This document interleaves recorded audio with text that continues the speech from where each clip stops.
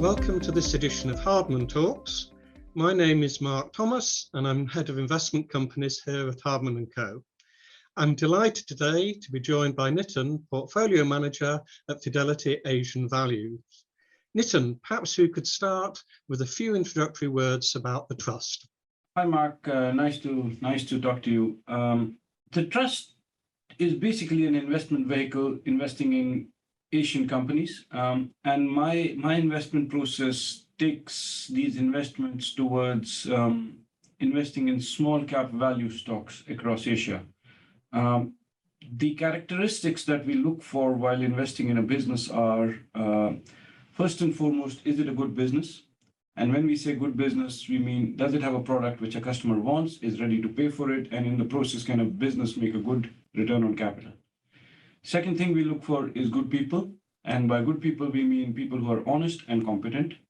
And third, we look for a good price. And by good price, we mean a price that leaves enough margin of safety for accidents, for bad events, and for mistakes. So we're looking for good businesses run by good people and then buy them at a margin of safety. That's brilliant. Now, Asia has so many opportunities. I think there are nearly 19,000 companies that in theory could fit into your mandate. With such a deep pool to fish in, could you give some color as to how you pick the best of that bunch? Again, it starts from the philosophy that we believe in. What we're looking for, I'll repeat, is good businesses run by good people and buy them at a price that leaves enough margin of safety. And to find these kind of ideas, I have three buckets where these ideas come from. First and foremost, Fidelity has an incredible talent pool of analysts on the ground. We have research analysts in Shanghai, in Hong Kong, in Sydney, in Singapore, in Mumbai. So we have feet on the ground everywhere. And these analysts cover different sectors in different countries, and they're always looking at companies across the market cap scale. And I'll get roughly half my ideas from the investment team.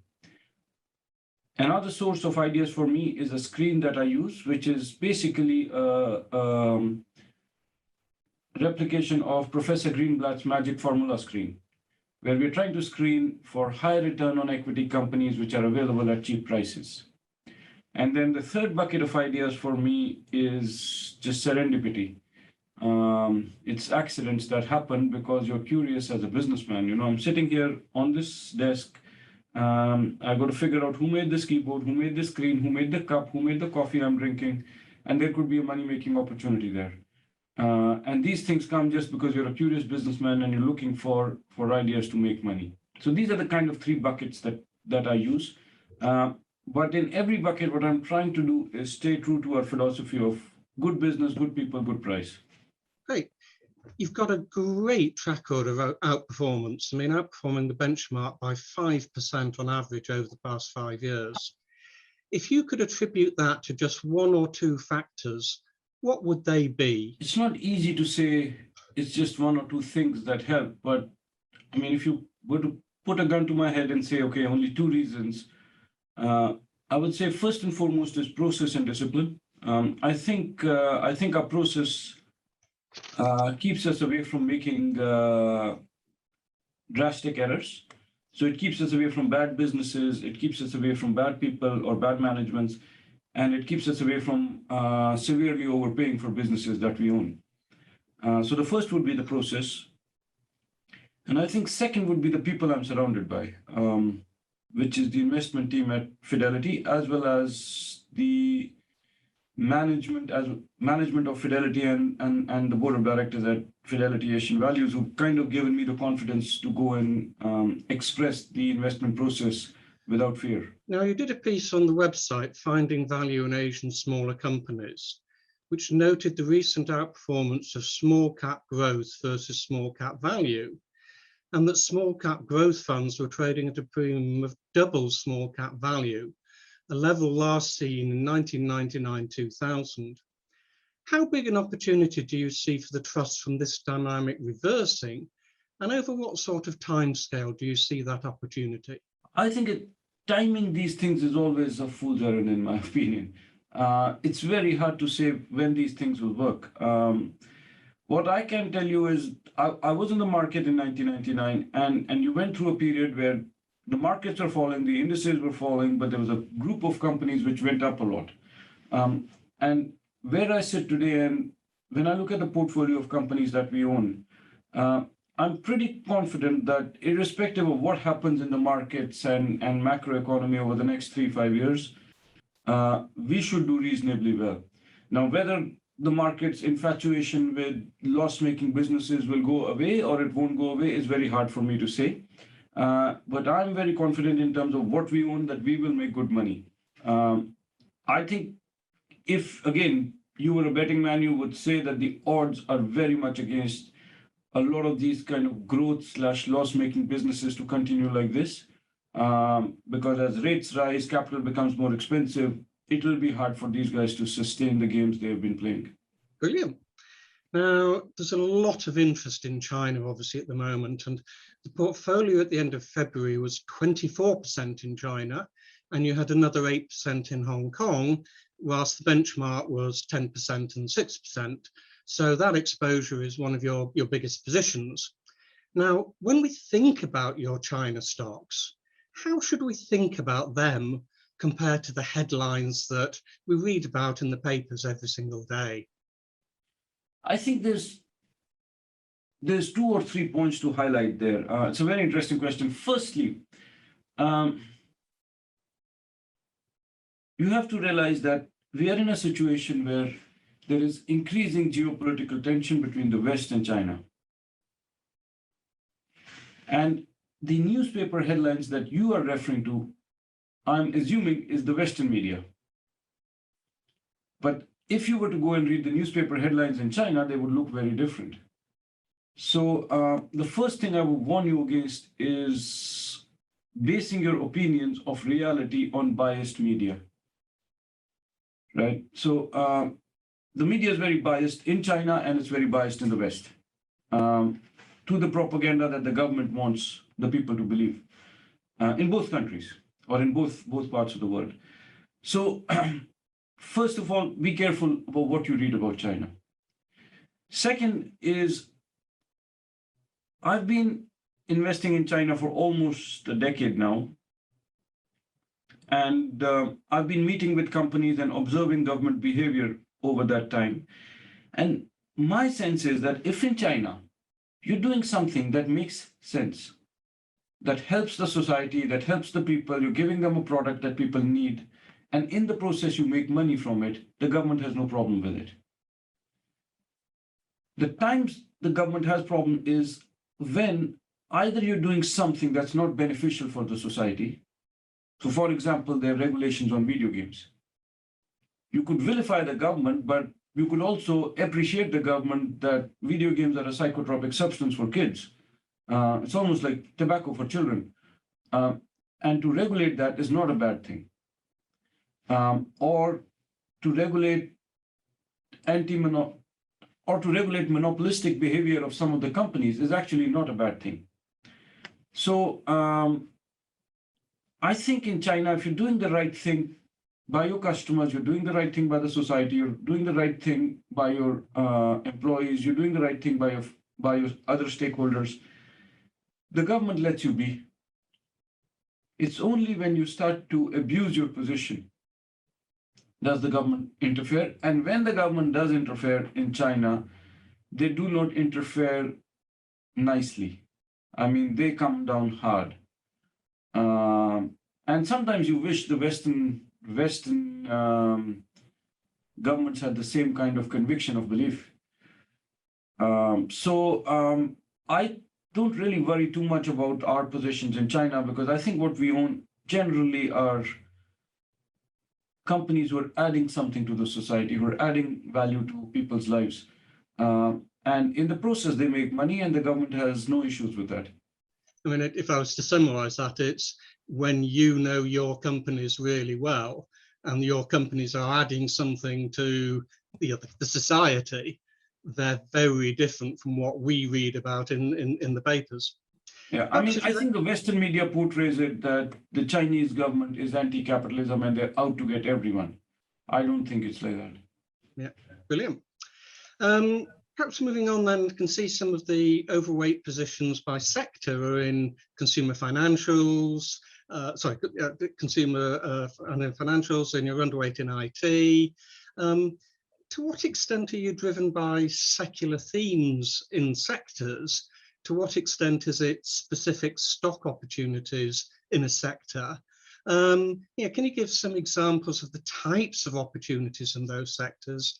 Explain how you think about sectors in that stock selections and limits on how you think about sectors. Mark, I'll be very honest, it's going to be a short answer. I do not think of sectors.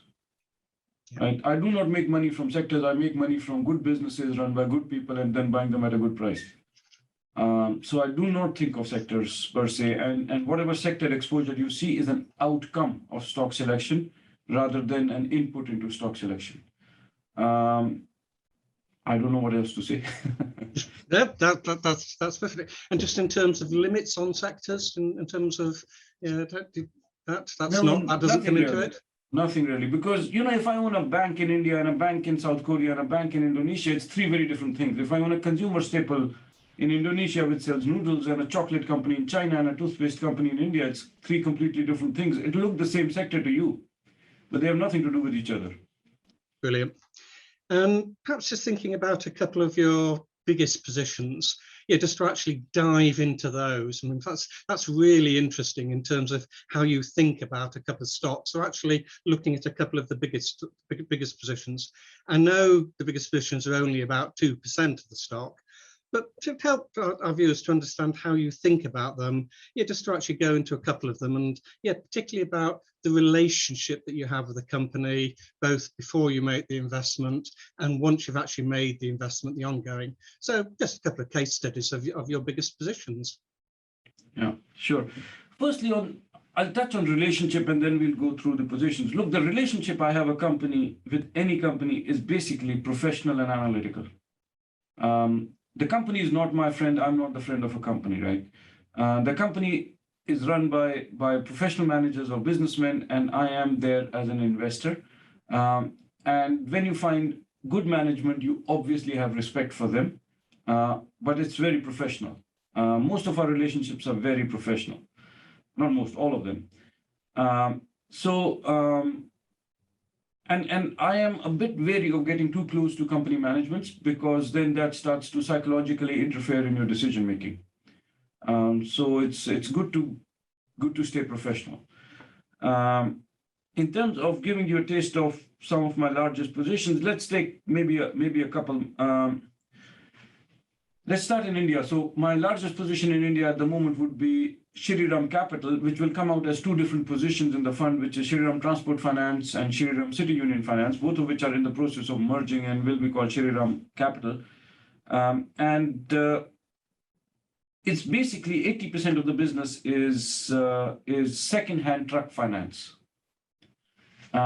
This is a company which has been around for decades, and what they do is they finance trucks which are between 4 and 8 or 4 and 9 years old, right? So the way the trucking market works is you buy a new truck as a fleet operator, you run it for a while, and as it starts to get 4 or 5 years old, these fleet operators will sell it, and individual truck owners will start to buy it. And these individual truck owners are generally ex-drivers of these fleet companies. So these are generally very poor people who have no education, who generally do not have any tax records, who do not have any formal banking relationships. At this point, Shriram Transport steps in and finances the ownership or asset creation for these very poor people. With the productive assets. So this is a loan not for consumption, but for production. So it's a livelihood loan. And it's a very difficult business to do, because generally a bank, when a bank lends money, they rely on the value of the underlying, right? So if a truck costs $100,000, I'll give you $70,000. The problem with a second-hand truck is it's very hard to value a second-hand truck. A 5-year-old truck which was carrying coal has a very different value from a 5-year-old truck which was carrying diapers. It'll vary based on how it was driven. It'll vary based on which part of India it was driven in. And so you really need to be an expert in valuing second-hand trucks. And banks employ people like you and me who wear ties, and these guys have no idea about the value of a second-hand truck. Shriram Transport, all its employees come up from ground up, and they live, breathe this business. So firstly, they're very good at understanding the value of the underlying. Second, these people have no banking relationships. You have to collect cash from them. So lending money to poor people is not a lending business, it's a collections business. So they've perfected that art over multiple decades, and they're quite good at not losing money when they lend to poor people, and they're extremely beneficial to the society because they're helping these poor people go from basically having nothing to become asset owners. A lot of their customers will start with one truck, and over 20 years will have 3 or 4 trucks. So they go from just running a truck to becoming businessmen. And this stock is trading at close to one-time book at the moment. Cross-cycle makes an ROE above 15%, is extremely well capitalized with close to 20% Tier 1 capital, and is trading at 7-8 times earnings. So you're buying a business which is gonna grow at double digit, could be closer to 15%, is trading on one-time book, well capitalized, very well provided for bad loan risk on the balance sheet, and run by people who understand this business and who've done this honestly for many decades. So that kind of gives you a sense of the businesses that we like to invest in. Another example would be, let's take Focus Media in China. Focus Media is a very simple business. It's an out-of-home advertising business. So China is a very, very densely populated place. So unlike Europe, Chinese live vertically and they work vertically. So they work in high-rise buildings and they live in high-rise buildings. And when you go into high-rise buildings, you have to go in an elevator, and you have people who are in a closed box going up and down, and a lot of times without a phone signal. So you have their attention. So these guys put up screens in these elevators and advertise. So it's an out-of-home advertising company which basically advertises in elevators. It's a very high ROIC advertising for advertisers because you basically have a guy stuck in a box who can't do anything else but look at the screen. Focus Media has 80% market share in China, which gives them an extreme advantage in being able to get the best clients. They have a very good corporate culture, which is very focused on getting the right outcomes for their clients. And because of their scale, they are able to get very good rates on renting these elevator space. So they have lower cost than competition, better management than competition, and better revenue capability than competition on a per screen basis. So the business advertising in China should grow more than GDP as consumer becomes bigger. And within advertising, out of home grows faster than advertising. So it's a kind of GDP plus business. Infinite ROIC because it's invested, the invested capital is negative because the customers pay them in advance. So they're always funded by their customers. And is now trading at 11-12 times earnings. For a business which is more or less dominant, does a very good job for its customers, is a cash machine, and will grow for many, many years to come. Yeah, so it's a very different business from Shriram Transport, but kind of gives you an idea of the businesses I'm looking for. Again, it's a very good business, very, very dominant market position, has a competitive advantage, is run by people you can trust who manage the business well, and we're buying it at a very good margin of safety. The approach is really to get to know the management team extremely well, get to know the customers extremely well, get to know the market extremely well, get to know the competitors extremely well. There's a huge amount of research that goes into knowing the business. You're really buying into the business, and then you're buying into the valuation. So there's sort of a huge amount of getting to know the business, really, isn't there? Absolutely. So everything starts with the business. You know, first is the business, then is the people, then is the valuation. It's not the other way around. Yeah, you're not buying a stock, you're buying the business very much so.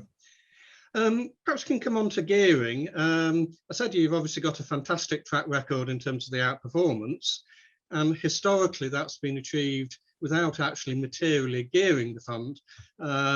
Yeah, I can see from the latest data there's been a sort of a slight change in the approach, and you've started to increase the gearing a bit. Can you walk us through your approach to gearing and how you think about when you gear, when you don't gear, and your overall approach to gearing? Look, it's not a very scientific process. What I say is that when I have more money than ideas, I end up with cash. When I have more ideas than money, I end up with gearing. At the moment, I have more ideas than money, especially after the conflict started in Europe with Russia's invasion of Ukraine. There was a period where the Chinese stock market just went into free fall. I couldn't kind of figure out the market was falling for completely non-fundamental reasons because the world was worried that China is the next Russia, which I do not subscribe to. And I just took that opportunity to buy a lot of businesses that I think are very good businesses in China. And that has led us to a point where we are roughly 5% geared. It's not like you'd say, yeah, I've delivered a fantastic long-term return and I want to gear up on that over the long term in order to get greater returns and I'll have more volatility and accept it. It's purely around when you have the ideas, you'll gear up. And if you don't have the ideas, you'll keep the gearing roughly where be neutral. Yeah, it's just taking advantage of Mr. Market, yeah. Yeah. And yeah, in the modern world, everybody talks ESG. So can you give us your thoughts in terms of ESG and how that fits the trust? Look, it's ESG has kind of become a buzzword in the last 2-3 years, but we've been doing it forever. So if you look at my process, what am I trying to do? Good business, good people, good price.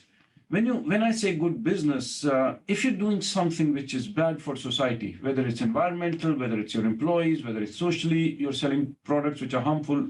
I gave you the example of gaming. Whether the management is such that it steals from its shareholders, these things anyways get excluded in my process. So I'm very happy that the world starts to look at ESG and it becomes a buzzword, but we've kind of been doing it always. What I do worry with this trend of ESG investing though, is that a lot of people are doing things without thinking. It's almost like one-upmanship in ESG investing that I am more ESG than you are, and I think that's a little bit silly to say that. I mean, our head of ESG said a great thing the other day. He said, "Say no to oil" is a great bumper sticker, but it makes no sense.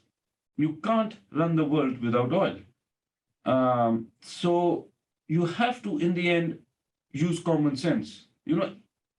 Too much of a good thing is a bad thing. You drink too much water, you want to fall sick.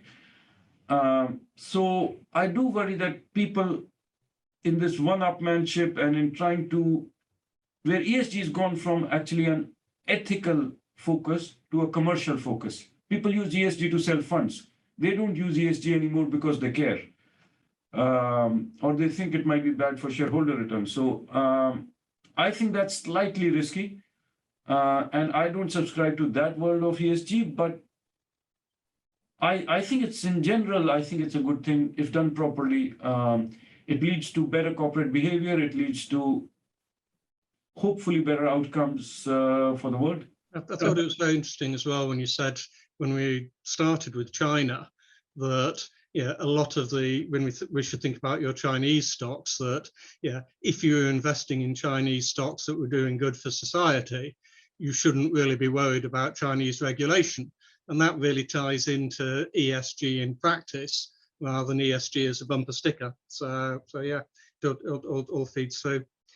I saw the comments in the February fact sheet, obviously about the human tragedy in the Ukraine and how deplorable it is, and specifically that the direct impact on the fund holdings is relatively limited, and obviously no specific significant change in terms of positioning. I was just wondering if you could give any further colour, any further comments on the indirect impacts, the wider impact on things like commodity prices, how that may feed through in terms of manufacturing companies, the impact on inflation, so the indirect impact on the trust of the situation in Ukraine? Mark, that's a very macro question. And so it becomes very hard for me to answer that because that's kind of not my expertise, but I can tell you what I hear from companies. What I hear from companies is that this thing couldn't have come at a worse time. It's coming at a time where the US consumer and possibly the European consumer is starting to weaken. So companies I speak with in Asia are telling me that the demand from US is starting to weaken at a time when costs are starting to go up again because of raw material pressures, oil prices, energy prices.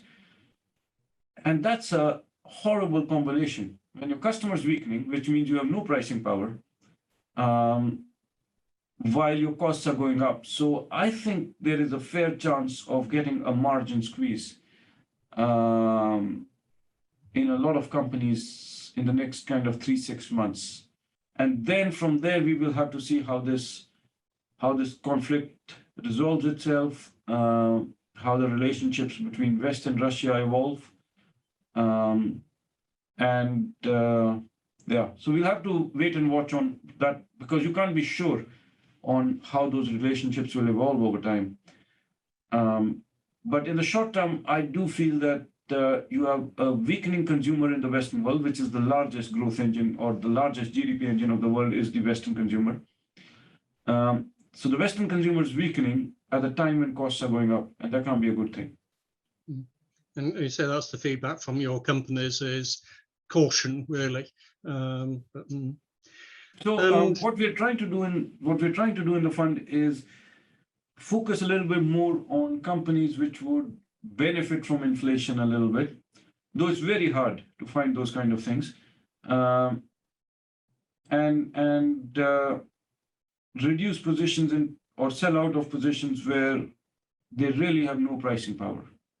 And there aren't any particular sort of areas or groups of companies where there's been particular concern or anything that that would feed back in terms of particular groups of companies or anything? I think it's very business by business, and also because the fund is so esoteric, right? It's one business at a time. That it's very hard to give you a theme. I mean, obviously I mentioned earlier about the long-term outperformance trust, and you have delivered. But I think it's fair to say it's not always been a smooth ride, and there have been times when the investment style has been temporarily out of favour. What headwinds do you feel that you've had to overcome at times? I mean, what particularly do you think drives those periods of underperformance, which have sort of knocked the long-term outperformance out just temporarily? What should investors look out for? Yeah, my biggest periods of underperformance always come when there is manic behavior in the markets. When people get excited, there's margin money floating around, there's easy liquidity, and people are gambling in the market is when I don't do well because I do not participate in those kind of things. I am very much investing in businesses than investing in stocks.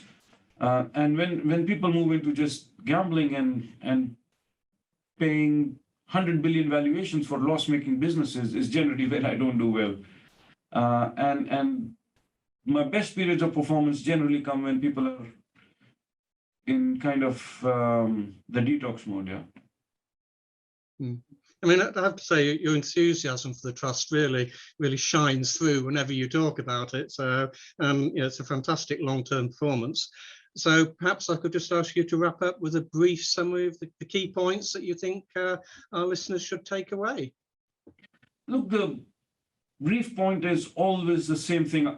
I mean, I might sound super boring and dull, but in the end, it's not very complicated. It's owning good businesses run by people you can trust, both in competency and honesty, and then buying them with a margin of safety. And just doing it over and over again, not getting carried away, not losing your head, just being balanced and stable. Don't go extreme in any situation. Just repetitive behavior of that process. I'm very happy with the support I get at Fidelity, the support I get from the board. I'm very lucky that I'm generally surrounded by people who are better than me in our analyst team, and that continues to push me to get better and learn from them. So yeah, I mean, I think Fidelity is a great place in terms of getting investment ideas, and the key is to keep our discipline of good business, good people, good price. Absolutely brilliant. Nitin, thank you very much indeed. Thank you very much, Mark.